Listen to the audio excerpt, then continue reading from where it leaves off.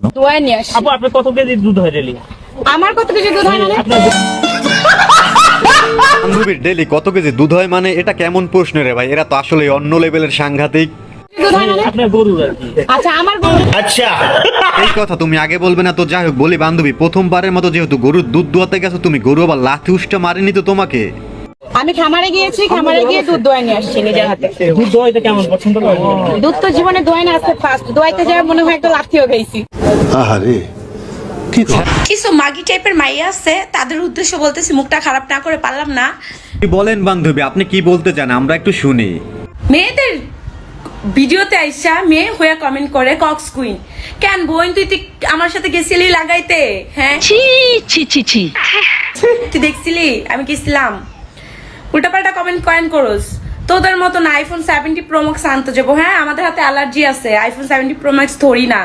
তোরা তো নষ্ট, তাই তোরা গেছিস আনতে। আচ্ছা তার জন্য এসে কমেন্ট করছিস। তোদের এক্সপিরিয়েন্স আছে বিধাই তোরা কমেন্ট করছিস। মাগি তোরাও তো একটা মাইয়া, হ্যাঁ আবার এরকম কমেন্ট করস কেমনে? পেশা কোনানকার। আরে কুল বান্ধবী কুল, মুখে লাগাম দাও কেমন? আর এরা কারা, কোথা থেকে আসে এরা যারা আপনাকে এই ধরনের কমেন্ট করে? দেশের অবস্থা এখন এমন হয়েছে যে আওয়ামী লীগ যদি বাস খায় এনসিপি খুশি হয়, এনসিপি বাস খাইলে বিএমপি খুশি হয়, বিএমপি যদি বাস খায় তাহলে জামাত খুশি হয়, আর জামাত যদি বাস খায় তাহলে দুই দলই খুশি হয়। মানে কি একটা নিঃসন্দেহে তুই ঠিক কথা বলেছিস। বান্ধবী কিন্তু ঠিকই বলেছে। বাংলাদেশের অবস্থা এখন এমন হয়েছে যে আওয়ামী লীগ বাস খাইলে এনসিপি খুশি হয়, আর এনসিপি বাস খাইলে বিএমপি খুশি হয়, আর যদি বিএমপি বাস খায় তাহলে জামাত খুশি, আর যদি জামাত বাস খায় তাহলে মোটামুটি অনেক দলেই খুশি হয়ে যায়, তাই না? বৃষ্টি ও আজিম দম্পতি বিদেশি একটি ওয়েবসাইটে নিয়মিত পর্ন কন্টেন্ট আপলোড করতেন।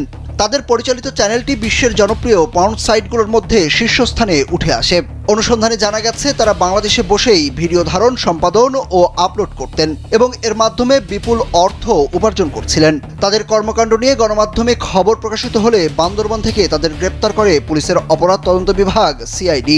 2024 সালের 17 মে থেকে চট্টগ্রামের আজিম ও মানিকগঞ্জের বৃষ্টি আন্তর্জাতিক পর্ন ইন্ডাস্ট্রিতে সক্রিয়। বাংলাদেশের পর্ন স্টারকে এভাবে গ্রেপ্তার করা কি ঠিক হলো? যেভাবেই হোক না কেন তারাও তো বাংলাদেশের রেমিটেন্স যোদ্ধা, তাই না?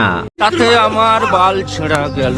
এখন এই দুষ্ট রেমিটেন্স যোদ্ধাদের মুক্তির দাবিতে কেউ না আবার রাস্তায় নেমে পড়ে। নামবে বলছি না, নামতেও তো পারে ভাই, বাংলাদেশ বলে কথা। কি আশ্চর্য কথা! যেখানে আমার দুষ্ট বন্ধুরা মেয়া কিংবা সানির দুষ্ট ভিডিও গুগলে সার্চ দিয়ে দেখতে, অথচ তারা জানতোই না যে বাংলাদেশে তাদের থেকেও বড় পর্ন স্টার রয়েছে। 1.5 বছরে শতাধিক পর্ন ভিডিও তৈরি করে বিভিন্ন ওয়েবসাইটে আপলোড করে পর্ন স্টারে পরিচিতি পায় এই যুগল।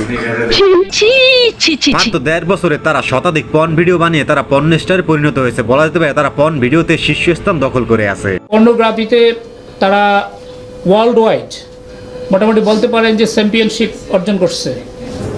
কি কন? কথা সত্য। মিশরের মেয়েরা তো মুসলমানই করায়। মানে তোর আল্লাহরও দোহাই লাগে বোন, তুই মেয়েদের মান সম্মানটা খাইস না। আচ্ছা তুই আমারে কত মুসলমানটা কোন জায়গায় করে না? মানে মুসলমানই করে সেটা তো পরের কথা, ধরেটা কোন জায়গায়? ধৈরা তো মুসলমানই করাবে, কিন্তু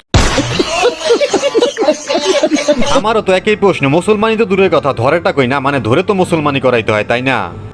এটা একটা সুন্দর প্রশ্ন আপনার, আসলে খুব টেকনিক্যাল প্রশ্ন। মুখে কিছু মাঙ্গের নাতিপুতি আছে, হ্যাঁ এরা কি করে রাস্তাঘাটে কুত্তা বিলাই দেখলে আরে ভাই তোরা প্রেম করছিস মানুষের লোকে, হ্যাঁ কুত্তা বিলাই কেমন এক্স হয়?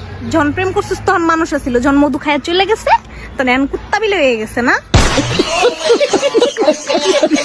তোকে রুচি এত খারাপ কে যে কুত্তা বিলার লোকে প্রেম করছিস? তোকে রুচি খারাপ কারণে তোকে মুখে মুত্তা দিয়ে থেকে গেছে।